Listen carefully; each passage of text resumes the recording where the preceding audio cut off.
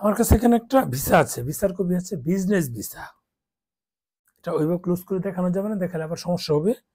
আমি থাম্বনেইলে দিয়ে দিব। এটা বিজনেস ভিসা আছে আমার কাছে, এটা অন্যজনের, আমার না। আমারটা বিজনেস ভিসা 31 তারিখ না 30 তারিখ শেষ হবে। আমি আবার নতুন করে আগস্টে আবেদন করব। এখন কথা হচ্ছে যে এতদিন যেটা বলা থাকতো আমি এটুক শুধু দেখাবো একটু, আমার ভিডিওতে আমি ক্লোজ করে দেখাবো সবকিছু না দেখিয়ে। যেখানে বলা আছে FRRO registration within 14 days if continuous stay accessed 180 days। এর বাংলা অর্থ হচ্ছে যে যদি আপনি 180 দিনের বেশি অবস্থান করেন তাহলে অবশ্যই 14 দিনের মধ্যেই, আপনি যখন ভারতে প্রবেশ করবেন তার 14 দিনের মধ্যেই FRRO যে অনলাইনে করতে পারেন, বা FRRO অফিস যেখানে আছে সেখানে গিয়েও করতে পারেন। আপনি অনলাইনে করলে ভালো হয়, বা কোনো কম্পিউটার দোকানে গেলে যারা ভিসা প্রসেসিং টসিং করে দেয় ভারতে গিয়ে, তাদেরকে বললে কিছু টাকা দিলে তারা করে দিবে। আপনাকে রেজিস্ট্রেশন করে 180 দিনের বেশি থাকতে পারেন। এটা নতুন ভিসাতে এগুলো দিচ্ছে, পুরাতন ভিসাগুলোতে না, আগে ছিল না।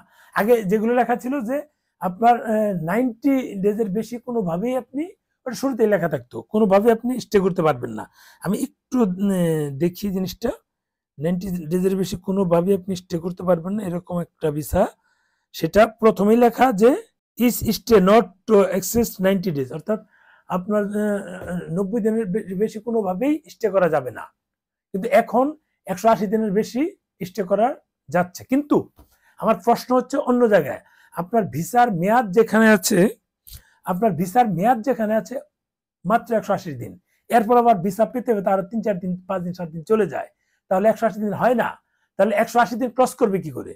ভিসাই যেখানে পাচ্ছেন 6 মাসের, সেখানে এই এই কথা লেখার অর্থ কি?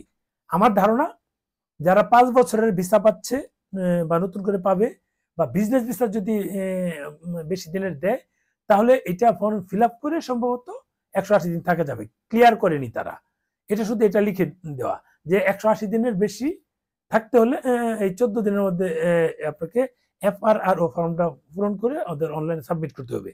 কিন্তু আমরা তো ভিসাই পাচ্ছি কম।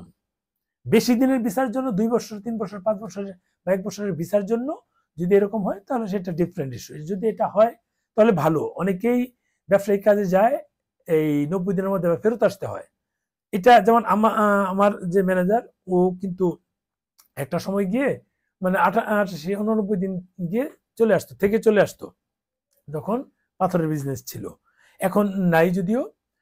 ওর কিন্তু একটা প্রবলেম হতো, এরকম অনেকে বিজনেস করে, ও থাকলে আমাদের মালটাল আসতো, প্রপার হইতে আসতো, না ঝামেলা হতো। ইন্ডিয়ান যারা পার্টি, সবাই যে ভালো পার্টি তা না, এটা মাথায় রাখবেন। ওইটার কারণে যদি দীর্ঘদিন একটানা থাকা যায় সেটা ভালো। আর আমার ভিসা তো 5 বছরের ছিল, যদি এরকম হয় তাহলে তো নিশ্চিন্তে আমি, যদি প্রয়োজন হয়, যদি আমার সেটা প্রয়োজন হয় না, কখনোই হবেও না, ভারতে এমন গুরুত্বপূর্ণ কিছু নাই। তো ভালো থাকবেন, ভিডিওটা শেয়ার দিয়েন, এটা অনেক গুরুত্বপূর্ণ একটা ভিডিও। আল্লাহ হাফেজ।